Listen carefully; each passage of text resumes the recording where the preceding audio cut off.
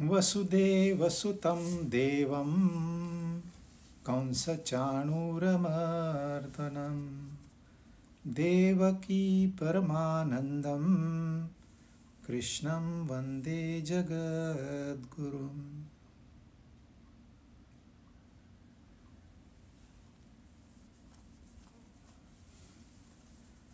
अध्याय 12। पहला श्लोक अर्जुन ने प्रश्न पूछा था कि सगुण की उपासना करूं या निर्गुण की उपासना करूं, क्योंकि गीता में कृष्ण ने एक बार कहा है ब्रह्म सर्वश्रेष्ठ है, एक बार कहा है मेरी शरण में आ जा। मेरी यानी कि जो फॉर्म, जो रूप वहाँ खड़ा है उस रूप की, तो मैं रूप की करूं कि जो अरूप है उसकी करूं, जो ब्रह्म है उसकी करूं। तो भगवान ने उसको सीधे सीधे बता दिया कि सगुण साकार की तू उपासना कर। उस एक श्लोक की वजह से इस अध्याय का नाम भक्ति योग पड़ा है, क्योंकि भक्ति योग में हम सगुण साकार की उपासना करते हैं। लेकिन उन्होंने कहा ऐसे नहीं है।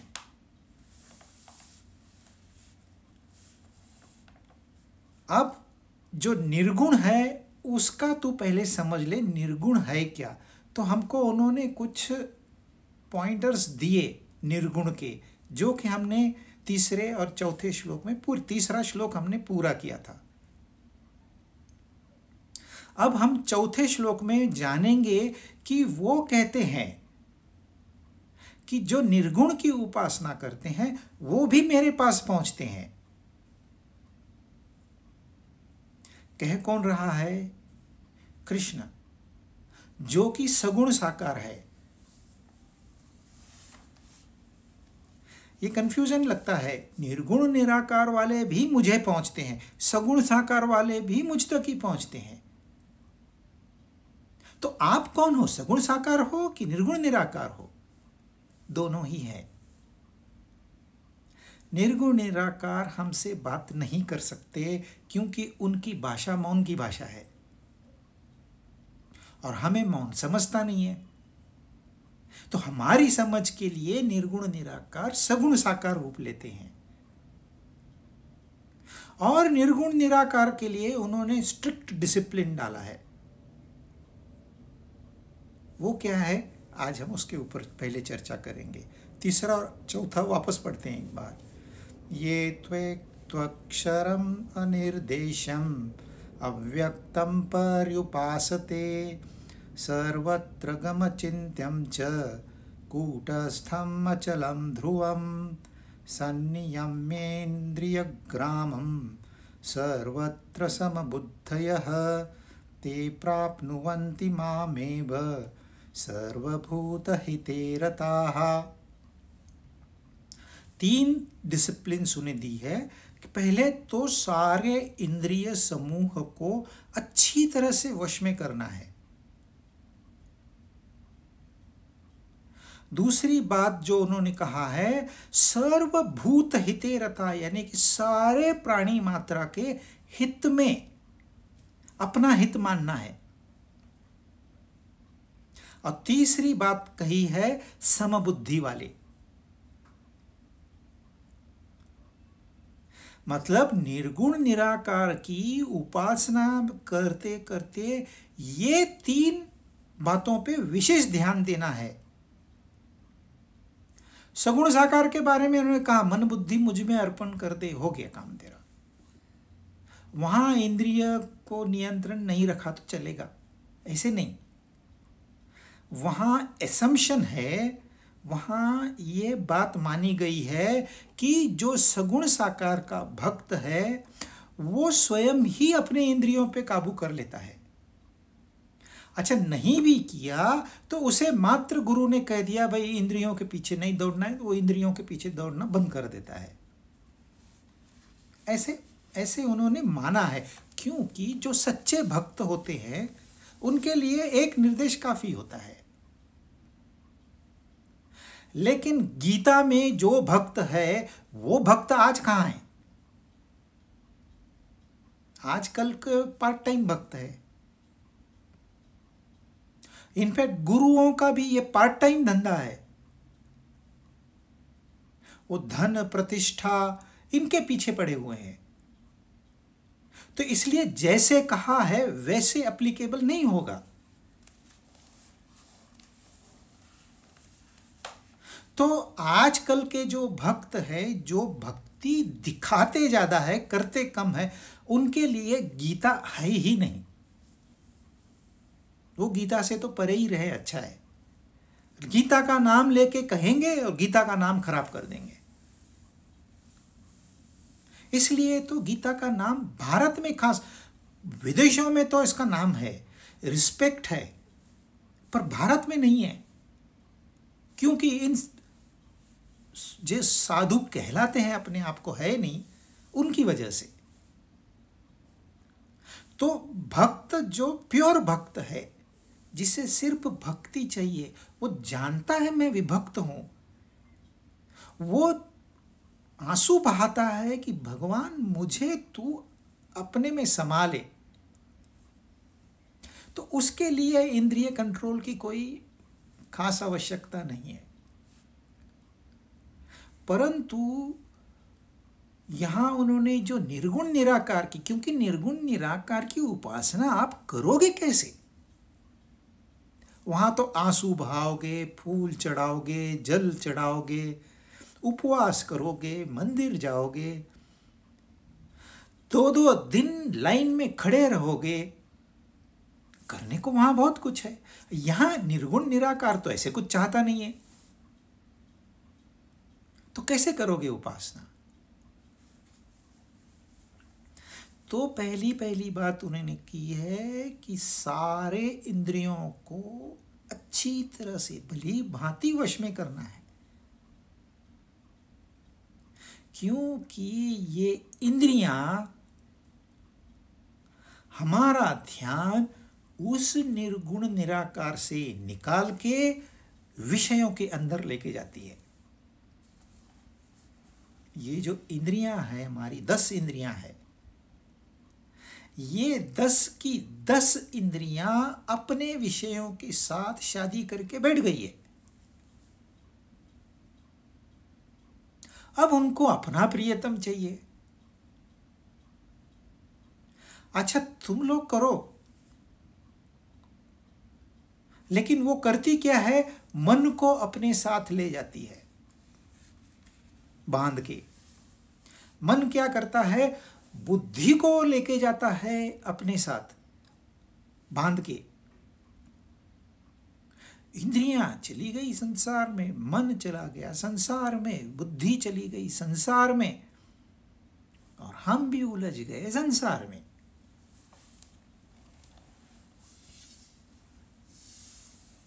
अब जैसे इंद्रियां नचाएगी हम नाचेंगे।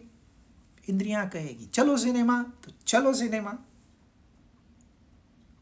इंद्रियां कहेगी चलो खाने पीने, तो चलो खाने पीने। इंद्रियां कहेगी चलो नाइट क्लब में चलते हैं, तो चले नाइट क्लब में। इंद्रियों का गुलाम बन गए हैं हम। हालांकि सच्चाई यह है कि इंद्रियां हमारी गुलाम हैं। आपने गुलाम तो लाए अपने पास, लेकिन गुलाम के गुलाम हो गए। कहां निर्गुण निराकार रहा, कहां सगुण साकार रहा, ये सब भूल ही गए हम।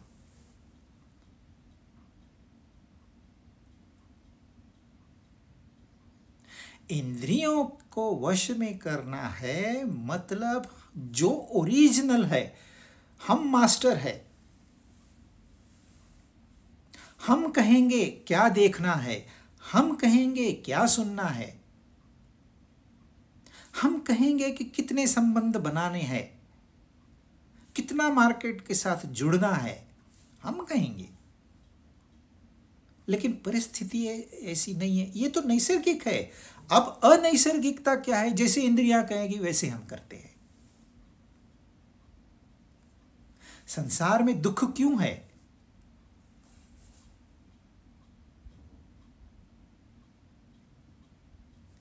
जो राजा था, जिसका हुक्म चलना चाहिए था वो किसी का गुलाम हो गया,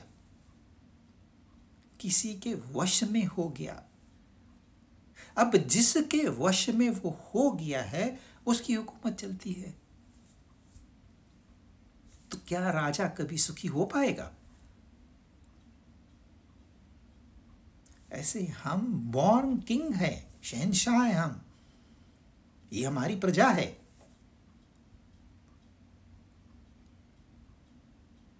तो इसके ऊपर हमारी हुकूमत चाहिए क्या इनकी हमारे ऊपर हुकूमत चाहिए? आध्यात्मिक प्रगति के लिए तो हमारी इन पे हुकूमत चाहिए, इतना ही वो कह रहे हैं। अपना जो हक है वो बजाओ। हमको क्या लगता है, इंद्रियों के पीछे भागना हमारा हक है।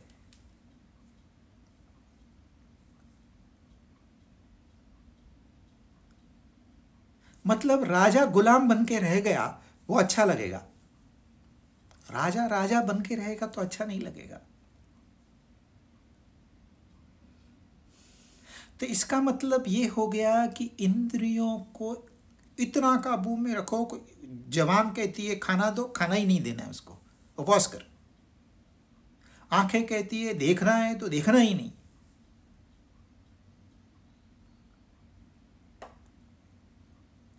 ये उल्टा अर्थ हम निकालते हैं। कोई पंडित लोग इंद्रियों को इतनी गालियां देते हैं कि आखिरी में उसका ऑडियंस उठ के चला जाता है। अरे भाई, इंद्रियां भी तो है तो हमारी। यह इंद्रियां नहीं होगी तो संसार को जानोगे कैसे? संसार में तो घूमने आए, आप कहीं घूमने जाते हो, विदेश में घूमने जाते हो तो क्या आंख बंद करके घूमोगे? अरे आंखों के लिए ही तो आप गए हो वहां पर। वैसे ही हम इस संसार में घूमने के लिए आए, आंखें बंद करके कैसे घूमेंगे?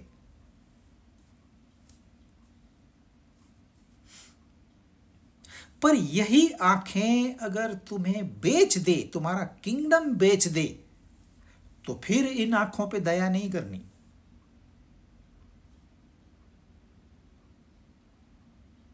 एक बहुत बड़े संत हो गए, सूरदास।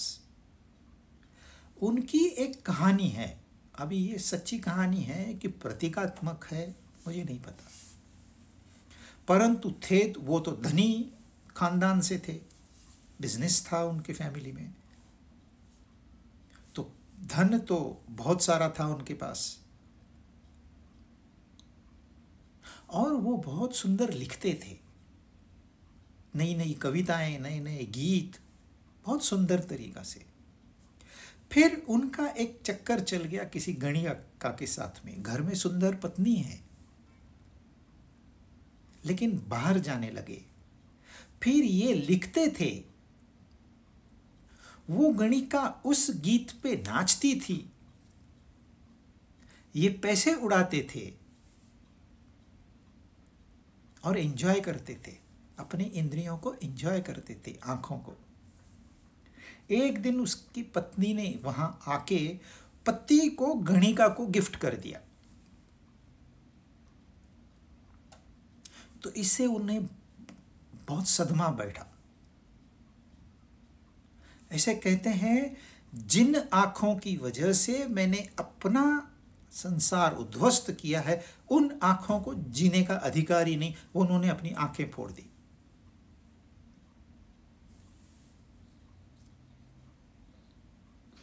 क्योंकि पत्नी ने सही मायने में उनकी आंखें खोल दी।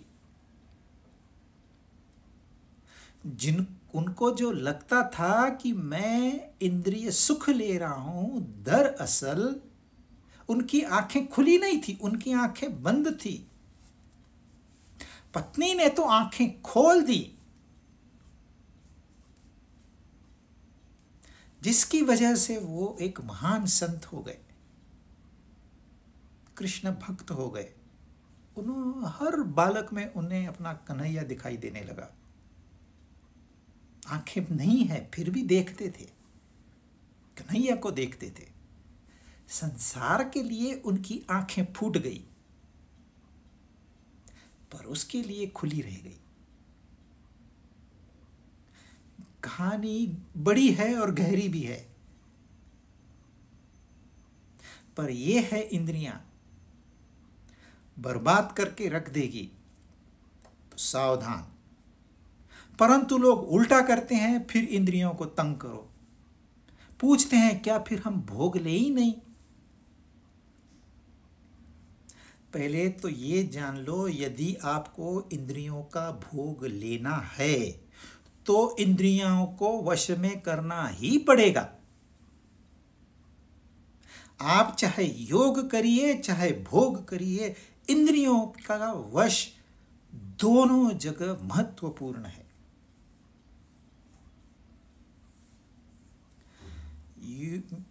यूरोप में चले जाओ, मैंने लंदन में टीवी देखा था, 15-16 साल की लड़कियां प्रेग्नेंट हो गई है और 30 साल की उम्र में तो उनका रस ही चला गया। अभी इंद्रियों से वो फ्रस्ट्रेट हो चुकी है। यदि आपको किसी इंद्रिय का सुख लेना है तो वो आपने 100 साल तक लेना है। ये क्या जीना हो गया 30 साल में खत्म? दरअसल ये भी आशीर्वाद ही एक ब्लेसिंग है।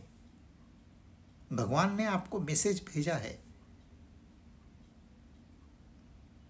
इतना दौड़ेगा इतना दौड़ेगा, मैं तेरा रस ही निकाल देता हूं। अब तो तू इनवर्ड आ जा, फिर भी आंख नहीं खुलती हमारी।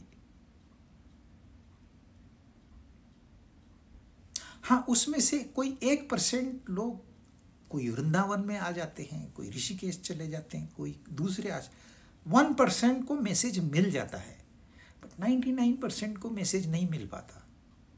तो ये कौन सा तरीका हुआ जीने का? मीठा अच्छा लगता है, इतना खा लेंगे कि आखिरी में डॉक्टर कहे बंद कर। अभी डॉक्टर का कहना यह बहुत बड़ा अपमान है अपना, लेकिन लोगों को अपमान लगता ही नहीं है, उनको तो प्रेस्टीज लगता है। मोटापा अभी इंटरनेशनल समस्या हो गई है। क्यों? इंद्रियों पे नियंत्रण नहीं है। इन इंद्रियों ने आपका सत्यानाश करके रखा है। आपको भोग लेना है ना, यही इंद्रियां अब आपको भोग लेने नहीं देगी, भोगों से वंचित रखेगी। यदि आपको खाना अच्छा लगता है 100 साल तक खाइए, पीना अच्छा लगता है 100 साल तक पीजिए, दूसरे कोई भी इंद्रिय भोग आपको अच्छे लगते हैं 100 साल तक भोगिए, लेकिन उसके लिए मेथड यही है, इंद्रिय कंट्रोल। इंद्रियां हमारे ऊपर राज नहीं करेगी, हम इंद्रियों पे राज करेंगे। फिर चाहे योग करें चाहे भोग करें, ये हमारा चॉइस है, इंद्रियों का चॉइस नहीं है।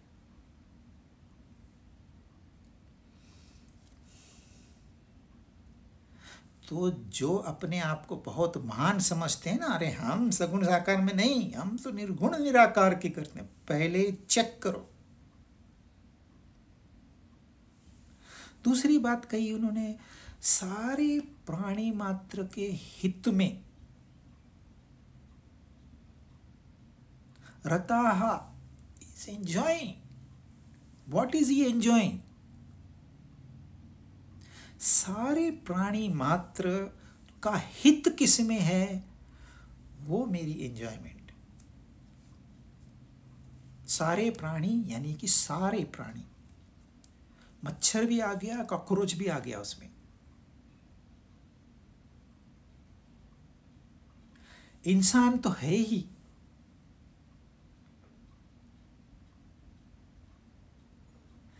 इससे क्या फर्क पड़ेगा? क्यों? सवाल ये आता है क्यों इंद्रियों पे नियंत्रण करें? क्यों? क्योंकि हमको आइदर योग करना है या भोग करना है। भोग करना है तो साइंटिफिक मेथड है उसको, हम लोग तो अंधे बन के भोग करते हैं। ऐसे ही अंधे बन के प्राणी मात्र के हित में काम करते हैं।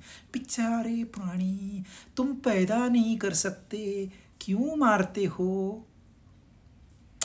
ये भावनिक हो गया। इससे बात अच्छी लगती है, लोग तारीफ करते हैं, तालियां बजाते हैं, पर संदेश नहीं ले जाते वो। क्यों? ये तो उनको किसी ने बताया ही नहीं। क्योंकि ये पूरा क्रिएशन जो है वो एक है। मेरे शरीर में इतनी कोशिकाएं हैं जिसको गिना ही नहीं जा सकता। रेत के कितने कण हैं इस धरती पर, शायद उतनी कोशिकाएं मेरे शरीर में हैं। रोज करोड़ों मरती है, रोज करोड़ों पैदा होती है, और इन सब का समूह ये शरीर है।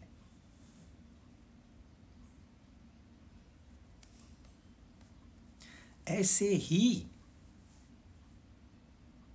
हम इस पूरे ब्रह्मांड में वो एक कोशिका है जो पैदा होती है, मर जाती है, और इन सारी कोशिकाओं को मिलके एक ब्रह्मांड है, एक संसार है। जितना आप सोच सकते हो वो सब। तो कोई कोशिका ये नहीं कहती कि मैं अलग हूं, हालांकि है वो अलग। वो ऐसे कार्य करती है जैसे कोई ऑर्केस्ट्रा चल रहा हो। एक ने भी गलती कर दी तो पूरा मजा किड़किड़ा हो जाएगा। हम तो उनको जहर पिलाते हैं, हम तो उनको जहर खिलाते हैं। आजकल तो लोग प्लास्टिक खा रहे हैं, रोज हर इंसान कुछ मिलीग्राम प्लास्टिक खा रहा है। फिर भी वो बेचारी अपना धर्म निभा रही है, और हम अपने आप को दिमागी कहते हैं। हमने अपना कौन सा धर्म निभाया है? 700 करोड़ लोग हैं, लेकिन 5000 करोड़ प्राणियों को मारते हैं हर साल।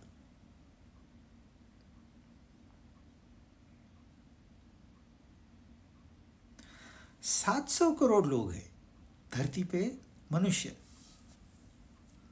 और 5000 करोड़ प्राणियों को मार के खा जाते हैं हर साल, वो भी। और कहाँ प्राणी मात्र के हित में रत रहना है हमने।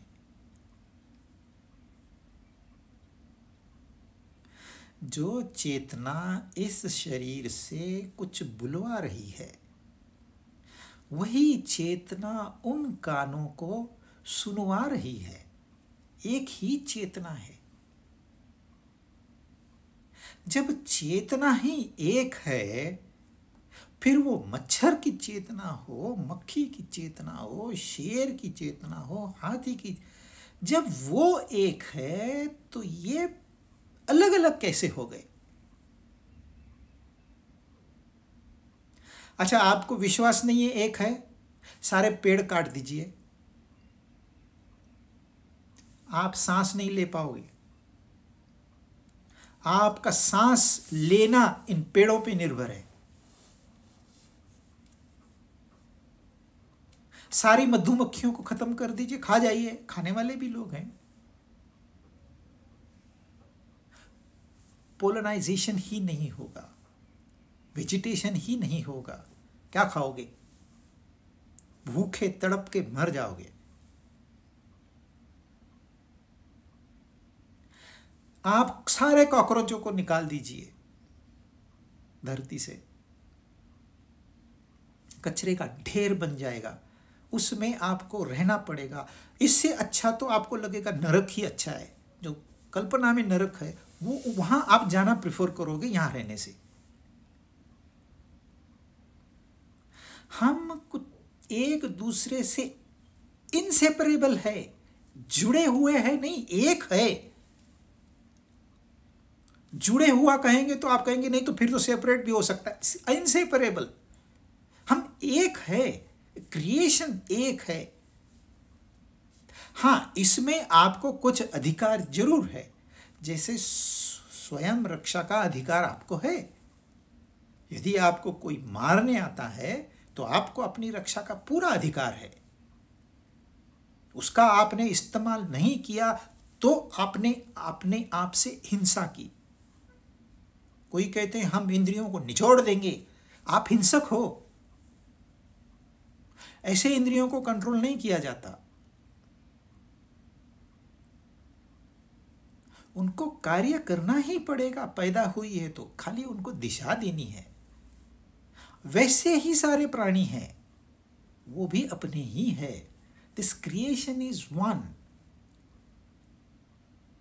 हम एक दूसरे से जुड़े हुए हैं। एक इंसान दूसरे इंसान के बगैर नहीं रह सकता। प्राणी पक्षी तो छोड़ ही दो। एक इंसान अगर चाहे नहीं मैं अकेला रहूंगा, मैं खुद अपना अनाज उगाऊंगा, इम्पॉसिबल। मैं खुद खाना बनाऊंगा, मैं खुद कपड़ा बनाऊंगा, इम्पॉसिबल, हो ही नहीं सकता। सृष्टि का निर्माण ही ऐसे हुआ है कि उन्होंने एक दूसरे से ऐसे संबंध जोड़ा है, आपको करना ही पड़ेगा। दूसरे के लिए प्रेम करना ही पड़ेगा, दिखाना ही पड़ेगा। आगे देखेंगे हम। तीसरी बात है समबुद्धि वाले। कोई शूद्र इंसान है, रोज मेहनत करता है, दिन भर रात में जाके शराब पीता है, कुछ भी खाता है, सड़ा हुआ अन्न भी खाता है। और एक महात्मा है जिनका शरीर शुद्ध है, जिनके प्राण शुद्ध है, जिनका मन शुद्ध है, जिनकी बुद्धि शुद्ध है। इन दोनों को समबुद्धि से देखना है।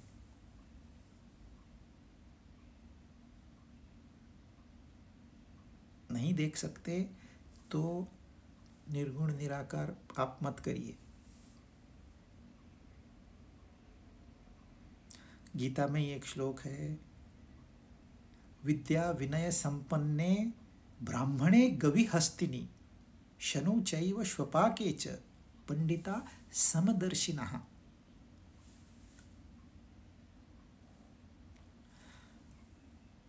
पंडित और नीच आदमी तथा गाय, हाथी और कुत्ता, इन सबको समदर्शिना। गाय सात्विक है क्योंकि वो सिर्फ देना जानती है, फिर चाहे दूध हो, गोबर हो, गोमूत्र हो, वो देना जानती है। हाथी लेजी प्राणी, टनों में तो खाएगा वो, उसका कंट्रीब्यूशन ज़्यादा नहीं है। और कुत्ता भौंकते रहेगा, ये इधर जाओ उधर जाओ, ये देखो वो देखो। सो 3 गुण है, तमस रजस सत्व। और इन 3 गुणों से ये सारी सृष्टि के प्राणी बने हुए हैं। लेकिन वो कहते हैं समदृष्टि, समबुद्धि, समवर्तन नहीं। थोड़ा सा फर्क है। हर एक को अपनी जगह पर रहना है और रखना है। आपके घर में ड्राइवर है, वह ड्राइवर का ही काम करेगा, वो मालिक की कुर्सी पे नहीं बैठेगा। वो ड्राइवर सीट है वहीं बैठेगा, परंतु है वो मनुष्य, है वह उसी एक परमात्मा की परछाई।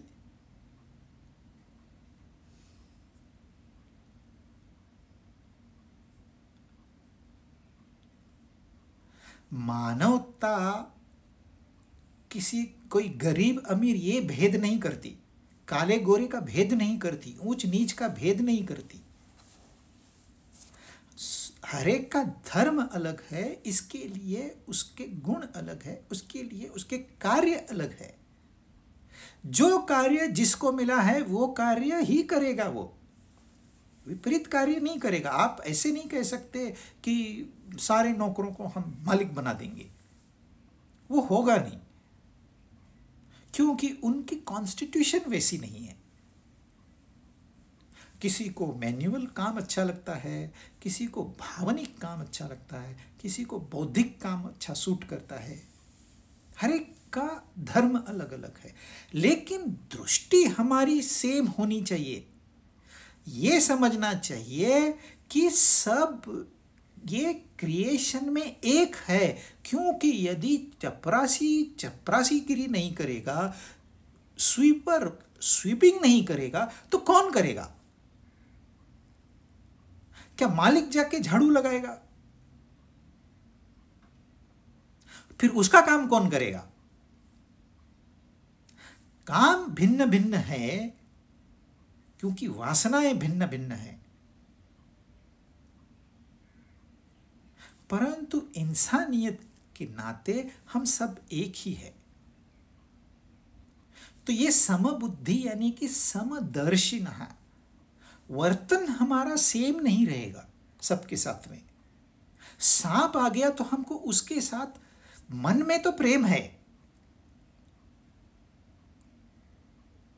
ऐसे नहीं है कि सांप से हम नफरत करेंगे, मन में प्रेम रखना है, पर उसको बाजू में ही रखना है, उसके साथ दोस्ती नहीं करनी। और लोग वो भी करते हैं और फिर पछताते भी हैं। समबुद्धि रखनी है, समझना है, एक अंडरस्टैंडिंग होनी चाहिए कि अरे भाई हम सब वैसे एक ही। अगर वो ड्राइवर ड्राइविंग नहीं करेगा तो मैं जाऊंगा कैसे? मुझे तो ड्राइविंग आती नहीं है, आती है तो अच्छे से आती नहीं है, अच्छे से आती है तो हमेशा टेंशन रहता है, ये आ गया वो आ गया, मैं अपना काम कैसे करूंगा? उसकी आवश्यकता है, नहीं तो वो होगा ही नहीं। और वो काम वो बहुत अच्छी तरह से कर सकता है, उसको कोई टेंशन नहीं है। लेट हो गया, ट्रैफिक है, उसको कोई टेंशन नहीं है।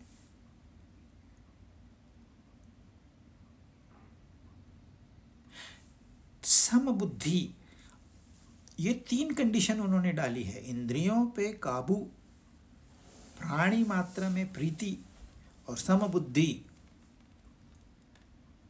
तो भी आप मुझे प्राप्त होंगे। किसे प्राप्त होंगे? निर्गुण निराकार को प्राप्त होंगे। कहता कौन है? सगुण साकार।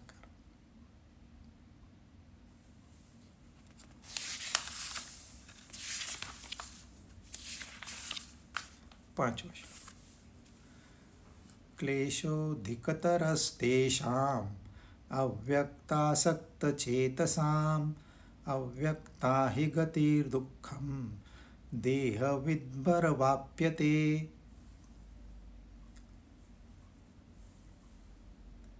अब उन्होंने जो व्यक्त है उसकी उपासना पहले श्लोक में बताई कि ये करना है तुमने। फिर अव्यक्त की उपासना बताई। अब वो कह रहे हैं इस उपासना में बहुत अधिक कष्ट है। वो कौन सी उपासना है? व्यक्त की और अव्यक्त दोनों की ये उपासना नहीं है, लेकिन देखने में अव्यक्त की उपासना है। अव्यक्त में आसक्त जो हो गया है उसे अधिक कष्ट होता है, क्योंकि जो देह बुद्धि रखता है उसको अव्यक्त प्राप्त होता ही नहीं, और उसके लिए वो कष्ट करते रहता है, परंतु प्राप्त होगा ही नहीं।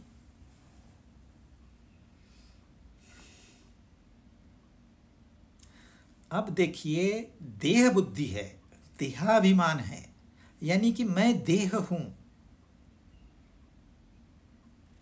मैं ये हूं। आपको कोई पूछेगा आप कौन है? ये मैं हूं, ये नाम है मेरा, ये हाइट है, ये पढ़ा लिखा हूँ, यहाँ जॉब करता हूँ, ये देह बुद्धि है। अब हो क्या गया, ये किसी संत के यहाँ गया, किसी आश्रम में गया, किसी ग्रंथ को पढ़ा जिसमें उन्होंने कहा है परमात्मा तो अव्यक्त है, और ये सच्चाई भी है, परमात्मा तो अव्यक्त है। हमको व्यक्त में अव्यक्त के दर्शन करने हैं,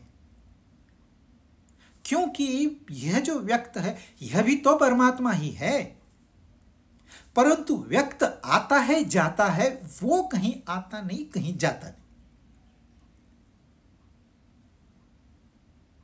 तो परमात्मा की व्याख्या अव्यक्त हो गई, तो इन्होंने कान से सुन लिया परमात्मा अव्यक्त है, मेरे भगवान अव्यक्त है, मैं तो अव्यक्त में ही विश्वास रखता हूं, मैं तो अव्यक्त की ही उपासना करता हूं, मैं तो अव्यक्त के बारे में ही सुनता हूं।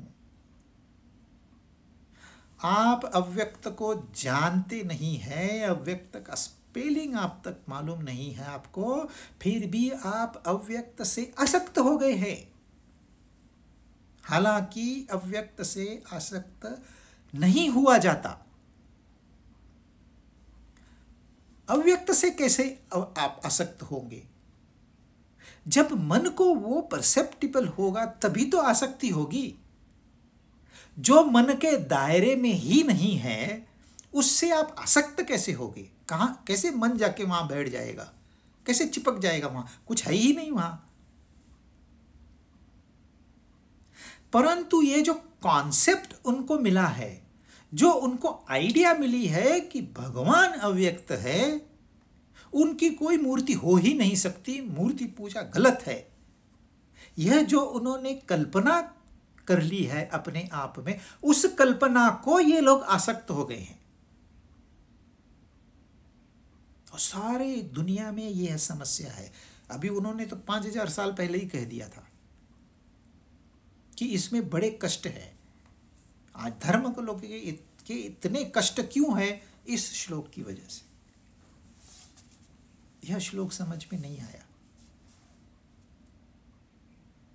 अरे भाई, जब आपकी बुद्धि देह बुद्धि है, आप अपने आप को शरीर मानते हो, तो भगवान का भी शरीर होना आवश्यक ही है।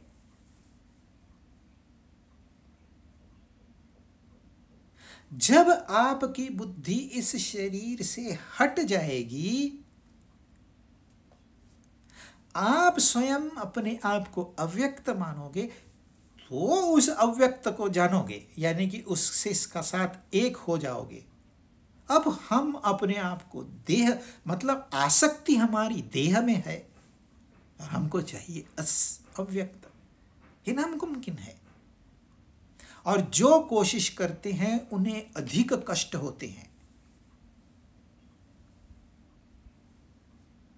खास करके वो वेदांती जिन्होंने पुस्तकें तो पढ़ी है, निर्गुण निराकार ब्रह्म के बारे में तो ज्ञान है उनके पास, यानी कि जानकारी है, परंतु देह बुद्धि कायम है।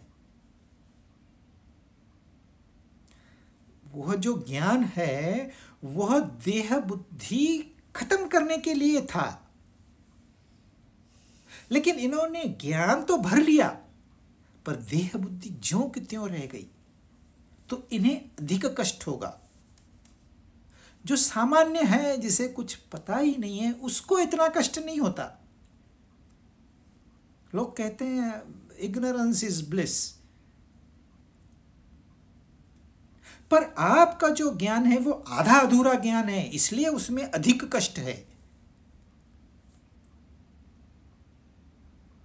तो ये चेतावनी है कि आप अव्यक्त निर्गुण निराकार को सुनते हो, केवल शब्द मात्र को आसक्त नहीं होना है। अपनी कैपेसिटी को पहचानो।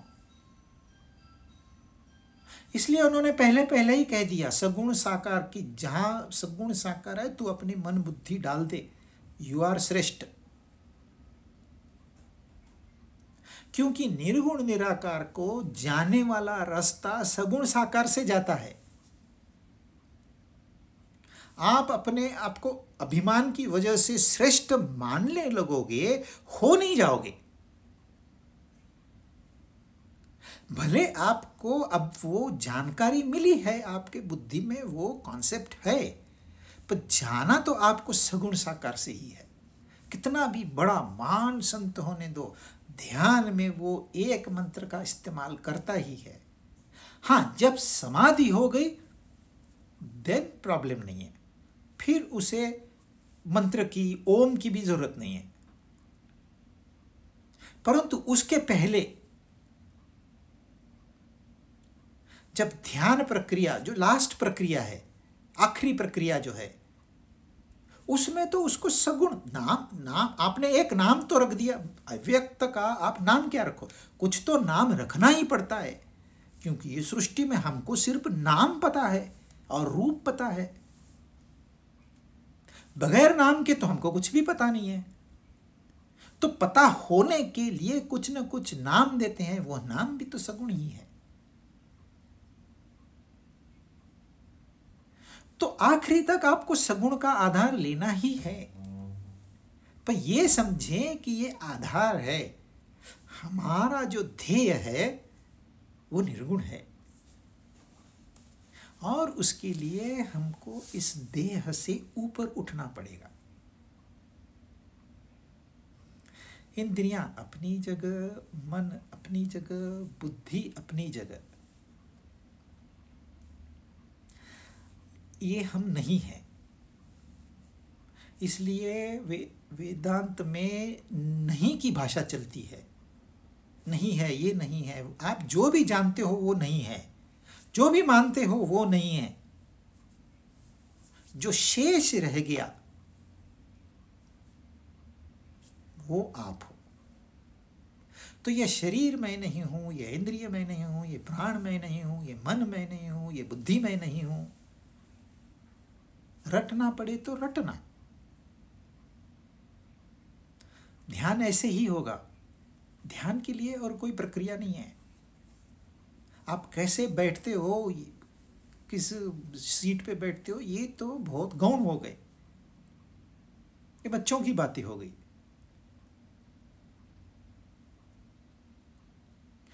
तो यहां उन्होंने सीधी सीधी बात की है, कोई उसमें एम्बिग्विटी नहीं, कोई टेढ़ापन, एकदम स्ट्रेट फॉरवर्ड। आप अव्यक्त में आसक्त होते हो और देह बुद्धि है तो आपको बहुत सारे कष्ट होंगे। तो बिफोर यू सिलेक्ट निर्गुण निराकार, थिंक।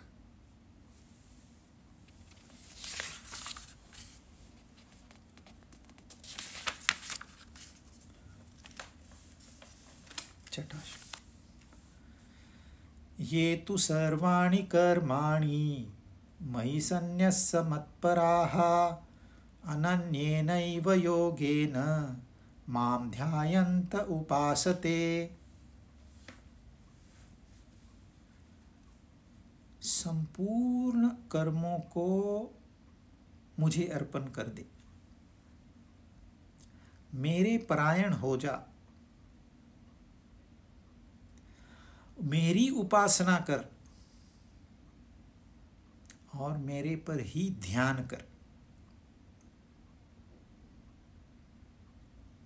इससे क्या होगा? इससे मैं तुझे इस मृत्यु संसार से मुक्त कराऊंगा। वो 7वां श्लोक है।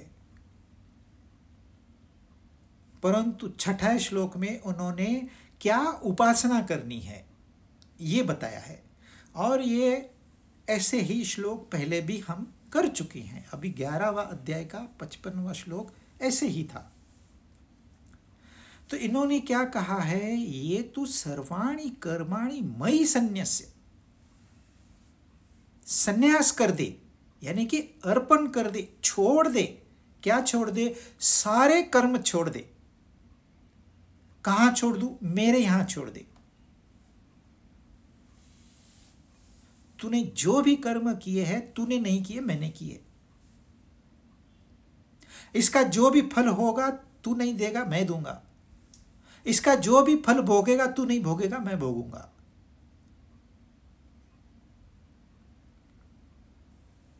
सारे कर्मों को अर्पण करना है तो लोग पूछते हैं फिर कर्म करना ही क्यों है?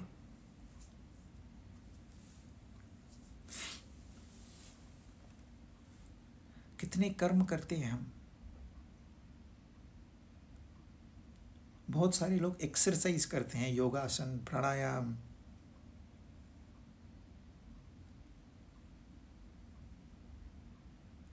बहुत सारे लोग कहते हैं यार ये हमारे लिए नहीं है, खाओ पियो ऐश करो ना। कहाँ है, शरीर को तंग करते हो। और वैसे भी तो सारे कर्म उसको ही अर्पण करने हैं, करो ही क्यों। दूसरे लोग हैं कर्म में लगे हुए हैं, एक्सरसाइज करेंगे, लेकिन फिर दूसरे दिन वो स्नायु दुखने लगेंगे। बोलते इसमें तो दुख है। नौकरी करेंगे कहेंगे दुख है, बिजनेस करेंगे कहेंगे दुख है, किसी की सेवा करनी है कहेंगे दुख है। दुख है तो कर्म ही नहीं करने। कहते कर्म करके क्या है, दुख क्यों ले भाई, वैसे भी कर्म तो उसको ही अर्पण करने हैं।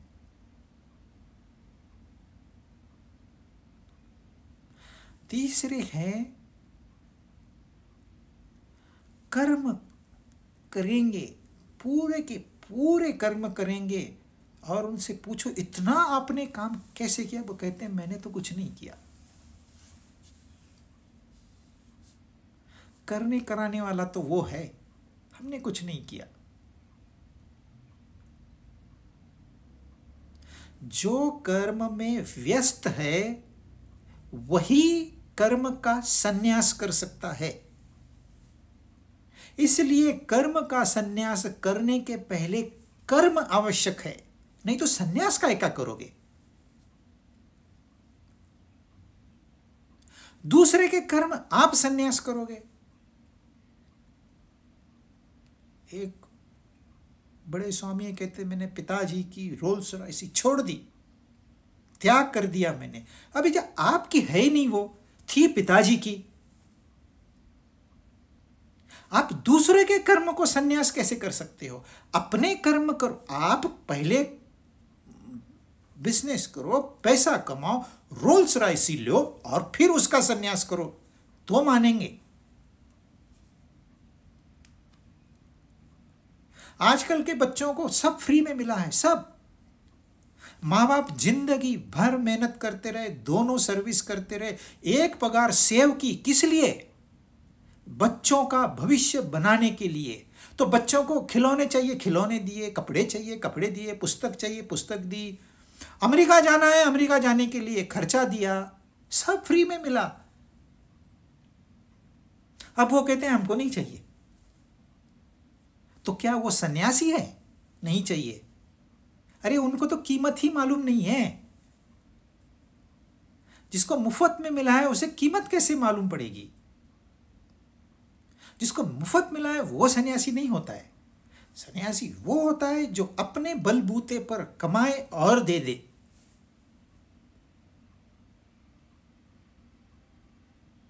ये कर्म संन्यास सबसे कंफ्यूजिंग कॉन्सेप्ट रहा है।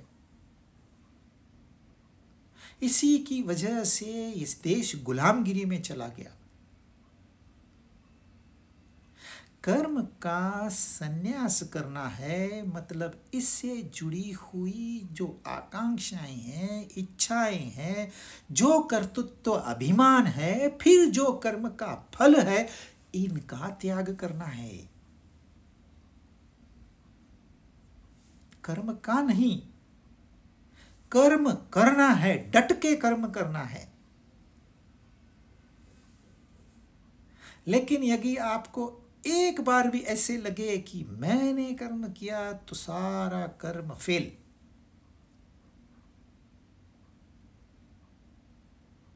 अगर आपको एक बार भी लगा नहीं नहीं नहीं बहुत मेहनत करेंगे बहुत, फिर मेरे को कार मिलेगी, आपके कर्म फेल। क्यों? अब ध्यान आपका उधर चला गया, कार पे, जो कि अब है ही नहीं। है ही नहीं, जो है ही नहीं उसके बारे में आप चिंतन कर रहे हो, मनन कर रहे हो। क्या मतलब है? जो है उस पे ध्यान ही नहीं है। अब जब ध्यान अनप्रोडक्टिव चीज पे है तो आपको प्रोडक्टिविटी कहां से मिलेगी? कोई भी कृति करते वक्त मन उसके साथ होना चाहिए, तो वो इच्छित फल देगी। वो भी आपने नहीं चाहना है, पर वो देगी। किसी की मेहनत वेस्ट नहीं जाएगी, फल उसको मिलेगा। वो चाहे ले या न ले, फल उसको मिलेगा। परंतु आपने फल की इच्छा नहीं करनी है, क्योंकि मोमेंट आपने फल की इच्छा की, आपका कर्म खराब हो गया। सन्यास तो बहुत दूर की बात हुई, अरे कर्म ही नहीं हुआ। मैंने 8 घंटे काम किया, पूरे 8 घंटे, फिर ऊपर से उन्होंने कहा 2 घंटे और टाइम कर, वो भी किया मैंने। आपने कर्म ही नहीं किया। यदि आपका ध्यान फल पे था, कर्म वेस्ट गया आपका। कर्म करना है, सिर्फ कर्म होना चाहिए, करना नहीं। कर्म हो गया, किया नहीं, अब मैंने किया, ये तो महापाप है।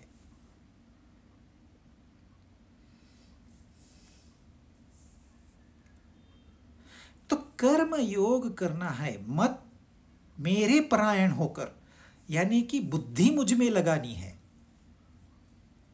यानी कि ज्ञान योग करना है, मेरी उपासना करनी है, यानी कि भक्ति योग करना है, मुझ पे ध्यान लगाना है, मतलब ध्यान योग करना है। ये हमने पढ़ा हुआ है, थोड़ा रिपीटिशन है इसमें।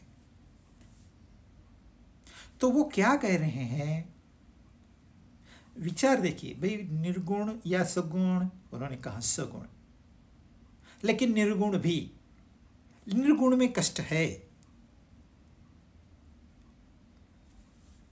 अब वो कहते हैं कि ये प्रक्रिया तू देख, यहां ध्यान दे, क्या क्या करना है। कर्म योग करना है, भक्ति योग करना है, ज्ञान योग करना है, ध्यान योग करना है। पहले तो ये समझ, ये 4 योग करने हैं। यानी कि शरीर से जो कर्म किया है उसे अर्पण कर दिया, मन से जो कर्म किया है उसे अर्पण कर दिया, बुद्धि से जो कर्म किया है उसे अर्पण कर दिया, और पूरा चित्त ध्यान में लगा दिया। किसका ध्यान? उस निर्गुण निराकार का ध्यान। कह रहा है सगुण साकार।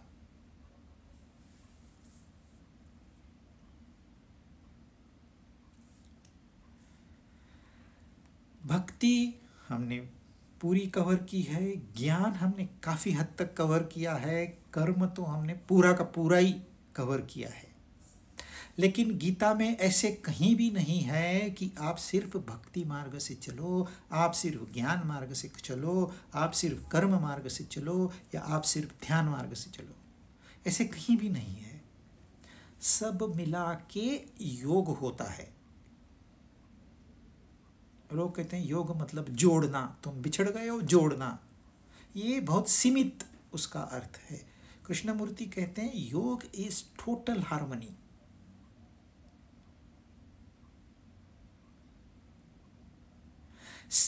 उसका तो अभी पिक्चर भी नहीं है हमारे सामने, कैसे योग करेंगे? पर जो है वो ही वो है। तो पहले जो है उससे तो जुड़िए। इसलिए उन्होंने कहा समबुद्धि, सर्वभूत हिते रता, और इंद्रियों का नाद छोड़ दो। इंद्रियों का नाद छोड़ेंगे तो फिर दूसरे 2 मुमकिन है। तो यहां उन्होंने 4 योग एट अ टाइम करने को कहे हैं। एट अ टाइम शरीर कर्म में लगा रहे, मन भक्ति में लगी रहे, बुद्धि अपना ज्ञान लेती रहे, और चित्त ध्यान करता रहे। चारों एट अ टाइम। हम तो भक्ति मार गए बाबा, ये ज्ञानवान तुम लोग घमंडी लोगों के नाद में हम नहीं लगते।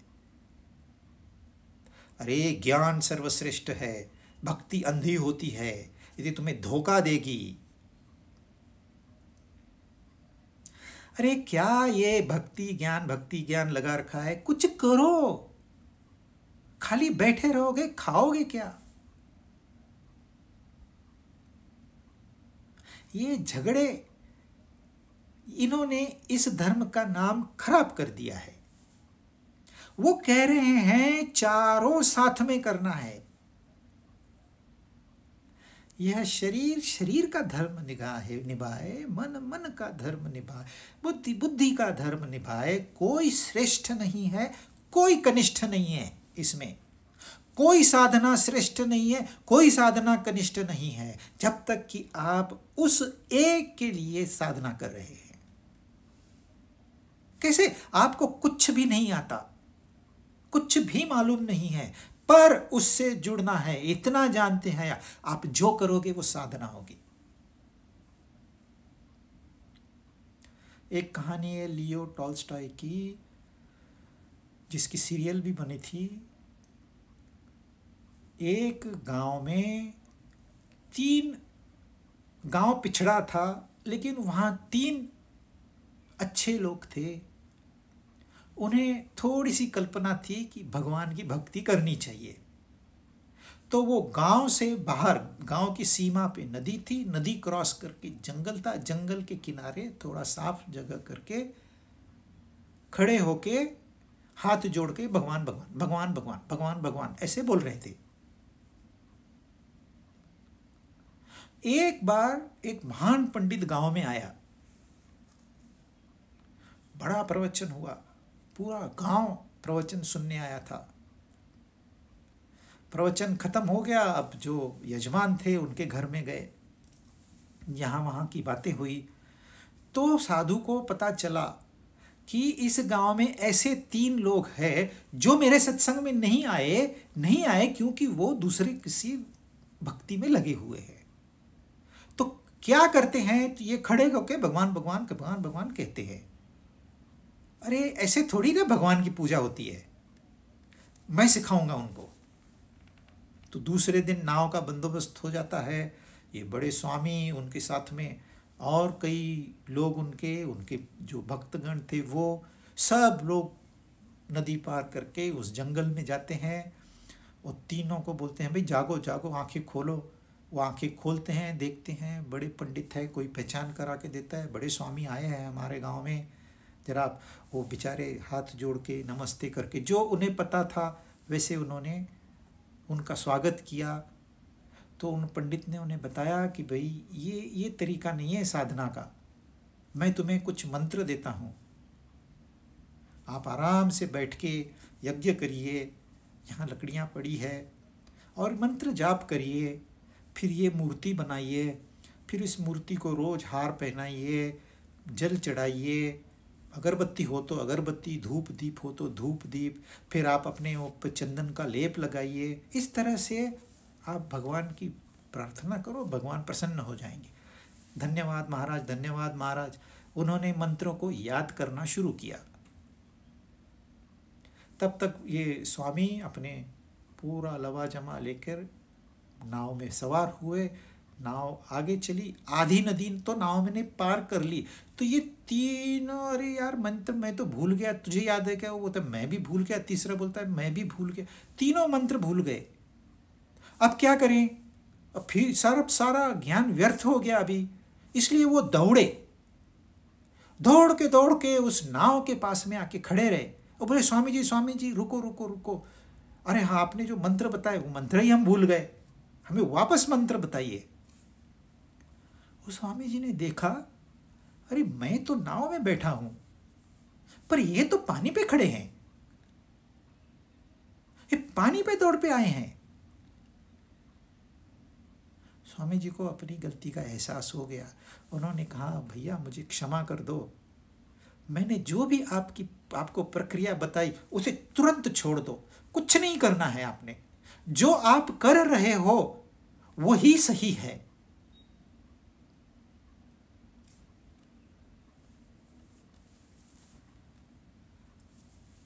इसके बाद का श्लोक हम इससे ही जुड़ा है, ये आधा श्लोक है। कर्म योग, भक्ति योग, ज्ञान योग, ध्यान योग करना है तो क्या होगा, भगवान क्या करेंगे, वो उन्होंने 7वें श्लोक में बताया, जो कि हम अगली बार लेंगे।